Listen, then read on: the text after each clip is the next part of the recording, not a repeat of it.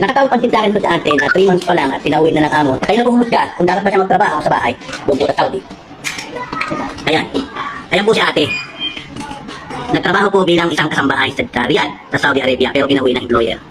Alam niyo na kung bakit po. Tatanungin po natin siya. Ito ha, magsilbing ano to, paalala po namin ito sa OWA para po sa mga nagtatrabaho sa Saudi. Ang atin po, iniiwasan po natin na mapahama po kayo. So ngayon po, tingnan po ninyo si ate. Ate, lapit ka ng konti sa akin. Trabaho niya sa bahay. Ano tingin niyo po ang pwedeng mangyari sa kanya? Ayan, tingnan niyo po. At ate, taga saan ka? Taga Jensan. Ilan taong ka na? 25. 25. First time mo mag-abroad? First time mo. Hindi ka ba natakot na ganyan na itsura mo? Pupunta ka ng Saudi, magtrabaho ka sa bahay? Oo. Ilang buwan ka ng samo mo?